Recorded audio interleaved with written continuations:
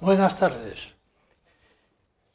La película que vamos a ver hoy es la primera de un ciclo que vamos a intercalar, es decir, no va a ser un ciclo seguido, sino que entre película y película de otro género pondremos este ciclo de mujeres que han hecho historia. Y empezamos hoy con Margaret Thatcher. Tendremos mucha variedad. Madame Curie, Juana de Arco, Eva Perón, Joy, que inventó la fregona, en fin, hay muchas. Y entonces, pues bueno, que lo sepan, que no serán seguidas. La próxima película no es de este ciclo, es una película interesantísima, china, pero preciosa. Hablemos de la de hoy. Solo tres cosas. La actriz, el personaje que ella representa y algo de la película. Meryl Streep nació hace ahora 73 años en New Jersey. Es hija de una farmacéutica y de un artista. Se graduó en arte dramático en Yale, trabajó durante varios años en teatro y ganó el premio Tony de arte escénico. Debutó en el cine a los 28 años, que ya es un poco mayor ya. 2 años después se produjo su gran triunfo con Kramer contra Kramer, que le proporcionó el primer Oscar. Al año siguiente, otro Oscar por La decisión de Sophie. A este siguieron varias nominaciones por La mujer del teniente francés, Memorias de África, Los puentes de Madison y también El diablo viste de Prada y Leones por corderos. Leones por corderos la hemos puesto en nuestras sesiones. Y con 50 años, La duda, Julia y Julia, y al borde de los 60 la vimos saltarina como una niña de 15 en Mamma Mía. Ya tenía allí 60 años. A los 62 rodó esta, La dama de hierro, la que veremos ahora. Aquí tiene 62 años, que le obligó a una previa asistencia a las sesiones del Parlamento para ver cómo se peleaban los políticos y cómo funcionaba. No sé si ustedes han visto, supongo que sí, el Parlamento inglés, están aquí unos y aquí otros, o sea, hay una mesa en medio, o sea, que se levanta uno y le dice tú, y le puede coger por las solapas, no como el nuestro, que es un arco, como una más propio, ¿no? Como una plaza de toros, ¿no? Es distinto, sin que esto signifique llamar otra cosa a los diputados, ¿eh? Frases que yo he entresacado de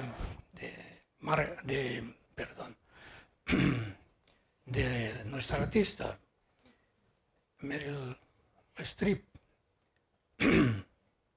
Dice una: vivo entre mi casa de Nueva York y una granja remota en Connecticut, rodeada de montañas, silencio y naturaleza. Allí planto coles y leo. Está bien ser una estrella de cine, pero vivir en Hollywood y pasarme el día hablando del trabajo ni lo sueñen. Otra frase: me siento actriz, granjera y ama de casa. Otra: en mi casa yo misma cojo el teléfono, hago la compra y la plancha. Me ayuda a mantener el contacto con la realidad. Otra: envejecer es parte de la existencia. La vida es algo precioso. Cuando pierdes a seres queridos, comprendes que cada día es un regalo y hay que disfrutar de él. Penúltima: mi receta de éxito es trabajar duro y amar lo que haces. Y la última: el éxito en la vida depende de tu optimismo. Protege tu sentido del humor. Segundo, vamos al personaje representado, a Margaret Thatcher. Margaret Thatcher nació en el Reino Unido en 1925. Su padre era un tendero, o sea, tenían 2 tiendas. Eso ayuda mucho a ser un buen político, ¿eh? En una tienda pasa de todo, se habla de todo, suben los precios. Es precioso, ¿eh? El apellido paterno, Roberts, era el suyo en la vida primera, ¿no? Margaret Roberts. Lo que pasa que, un poco como ocurría en España bastante más antes que ahora, se casó con Dennis Thatcher, que hablaremos de él porque vale la pena, y entonces pasó a llamarse Margaret Thatcher. Aquí no es obligatorio, pero se hacía mucho, ¿eh? Se hablaba mucho de la señora de tal, con el apellido del marido. Sus primeros estudios con beca, siempre con beca, un tendero no da para mucho, fueron de química en la universidad muy prestigiosa de Yale y ejerció de investigadora química. En las elecciones generales de 1950, con el apoyo de amigos, de sus padres y de su novio Dennis Thatcher, fue candidata del Partido Conservador y fue elegida en un distrito local. Era la más joven y la única mujer política pública a nivel todavía local.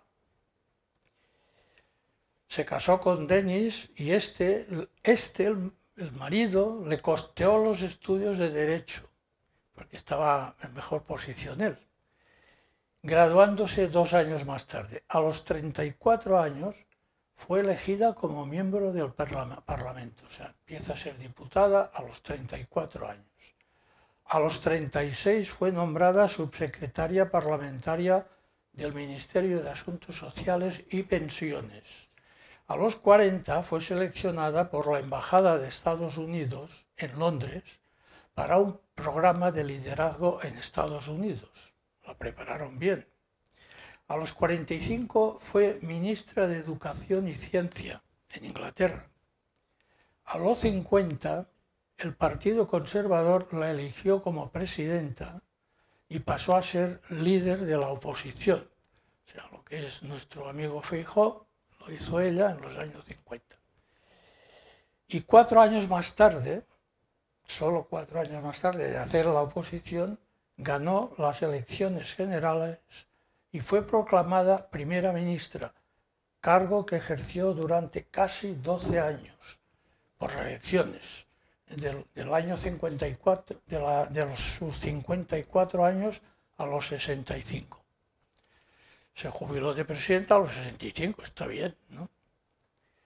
El primer día que, esto lo veremos, el primer día que se trasladó al edificio de Downing Street 10, que es el edificio donde vive el presidente de gobierno, y se forman muchas cosas en la propia calle, pues allí en la calle todos los periodistas y todos los flashes dejan un ruedo, y lo primero que hizo, ella era anglicana, cristiana anglicana, lo primero que hizo es hacer una paráfrasis de la conocida oración de San Francisco de Asís, y dijo: donde haya discordia llevemos la armonía, donde haya error llevemos la verdad, donde haya duda llevemos la fe, y donde haya desesperación llevemos la esperanza.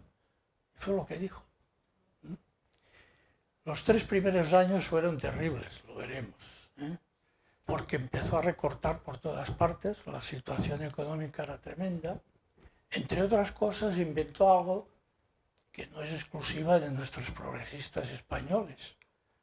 Aplicó el primer impuesto a la banca.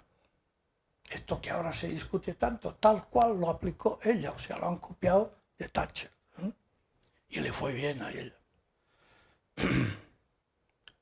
Pero después de todo esto de huelgas que veremos, y claro, lo lógico, ¿no?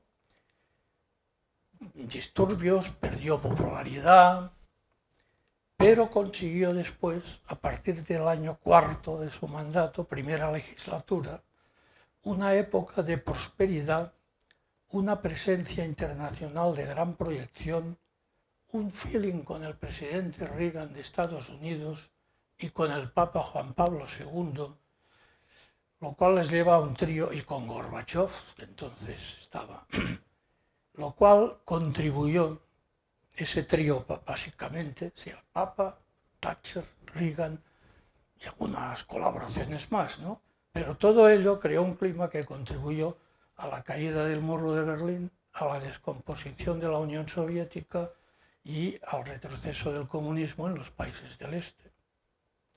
En lo interior, la inflación bajó del 18, y nos asustamos con el 7,5, del 18 al 8,6 en ese mandato suyo. El PIB aumentó en 23,5 puntos. Los servicios de salud y seguridad social mejoraron en un 32%.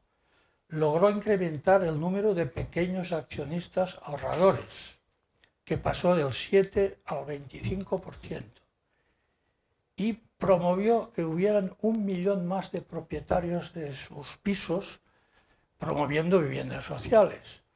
Pensemos que, salvo en España, en casi toda Europa, la propiedad de la vivienda, la gente prefiere, un poco por la movilidad laboral, por todo, no hay esta idea que tenemos en España de la propiedad, ¿no?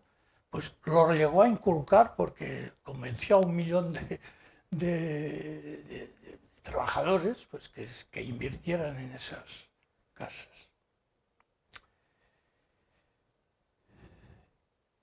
En 1990, cuando faltaban poco más de 100 días para cumplirse esos 12 años de mandato, Margaret renunció al cargo de primera ministra, que es una cosa que también hubiera tenido que aprender un presidente de gobierno nuestro.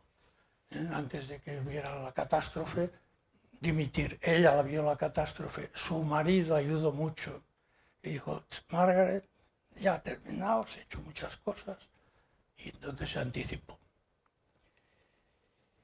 Y también renunció a ser líder del Partido Laborista. La reina de Inglaterra le concedió el título nobiliario de baronesa Thatcher y pasó a ser además miembro vitalicio de la Cámara de los Lores.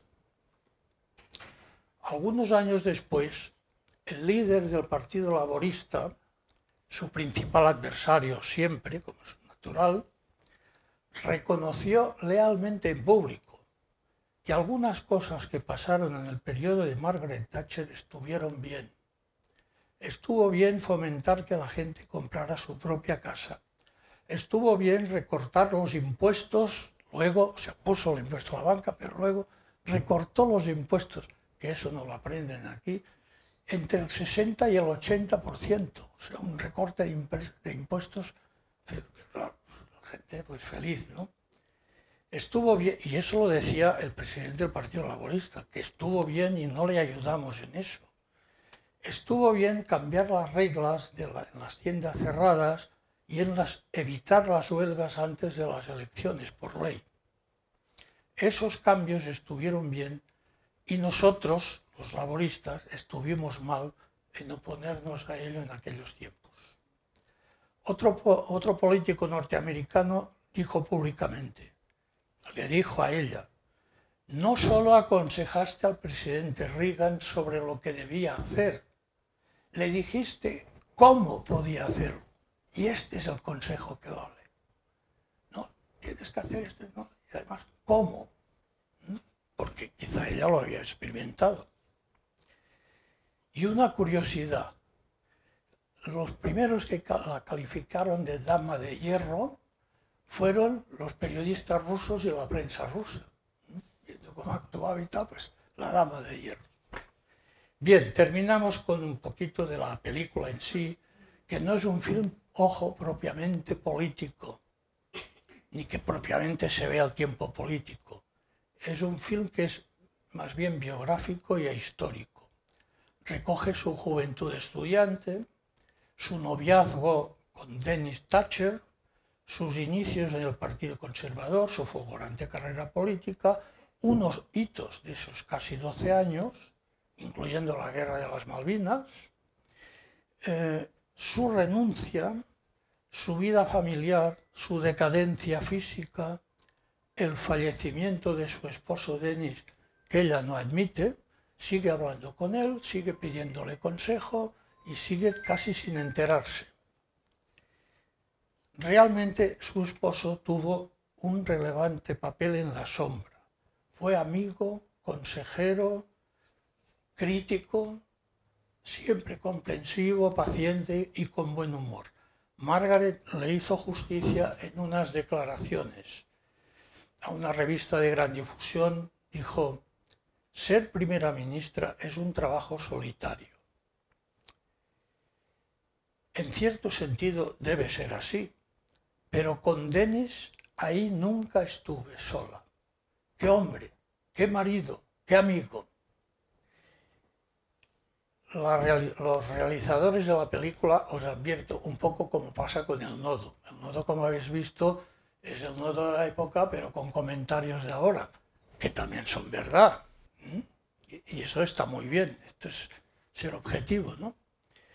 Entonces, el director, el productor, el guionista, los tres son laboristas, es decir, son más de izquierda que de derecha. Por lo tanto, no es que le tengan una simpatía especial, ¿no? Pero han hecho una película correcta. También son honestos al presentar la parte humana y privada y suavizar su decadencia física. Acabó con casi demencia senil, pero eso no lo magnifican, ¿no?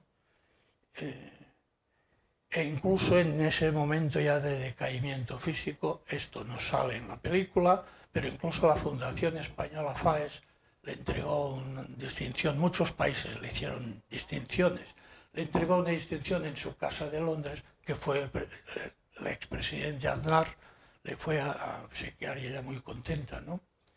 A los 82 fue la persona que había ostentado el puesto de primer ministro, aparte de ser la primera mujer, la primera a la que erigieron una enorme, gran estatua de bronce en el patio, digamos, o el jardín del Parlamento inglés.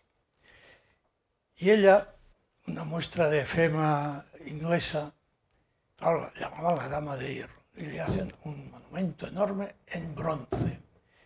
Y cuando dice algunas palabras para agradecer, dice: hubiera sido más apropiado que fuera de hierro, pero el bronce impedirá que se oxide.